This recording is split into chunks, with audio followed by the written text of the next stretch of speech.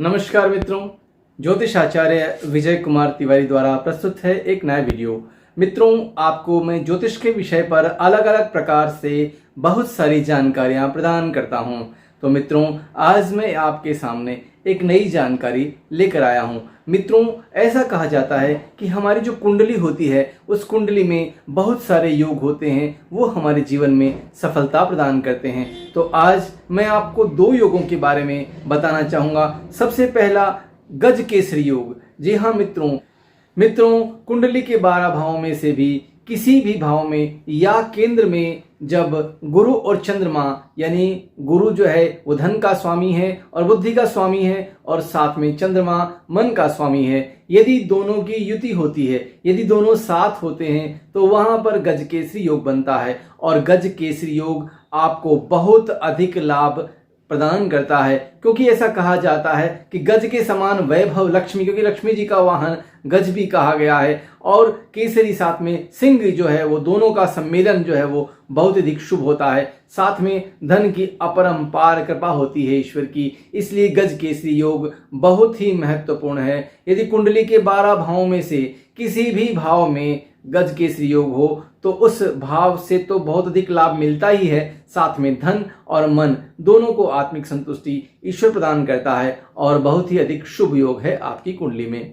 दूसरा योग मैं आपको बताना चाहूंगा, लक्ष्मी नारायण योग। लक्ष्मी नारायण योग किसे कहा जाता है? मित्रों, जब बुध और शुक्र की दोनों की युति होती है कुंडली में, युति का यह अर्थ है यानी दोनों जब साथ में होते हैं तो लक्ष्मी नारायण योग बनता है और भगवान विष्णु की अपरंपार कृपा होती है।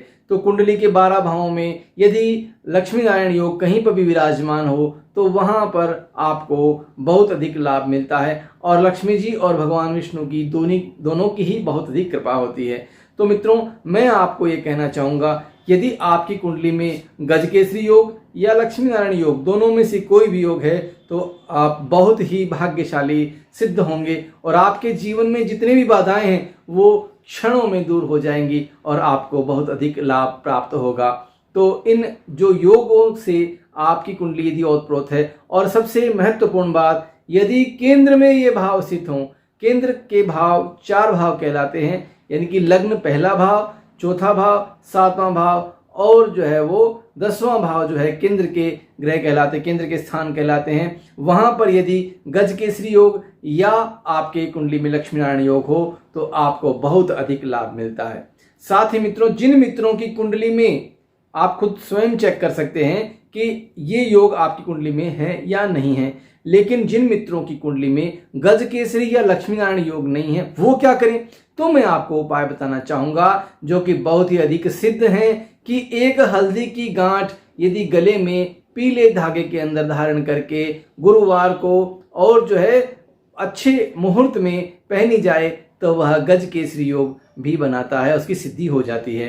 साथ में लक्ष्मी नारायण योग यानी कि शुक्र और बुध का संयोग, यानी कि कोई भी हरी चीज या साथ में सफेद चीज, सफेद और हरी का संयोग जो होता है, जैसे किसी प्रकार से पन्ना धारण किया जाए या पन्ने को गले में धारण किया जाए, साथ में सफेद वस्त्र का थोड़ा सा एक जो है वो तार उस पे साथ में लगा दिया जाए तो वहां पर दोनों का संयोग हो जाता है और लक्ष्मी नारायण योग सिद्ध हो जाता है। और इनके जो मंत्र हैं, यानी कि जो वैदिक मंत्र दिए गए हैं, उन मंत्रों का उच्चारण करके भी आप इन योगों की सिद्धि कर सकते हैं।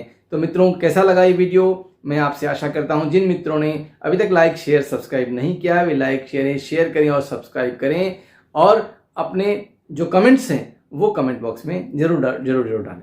धन्यवाद। जय हिंद।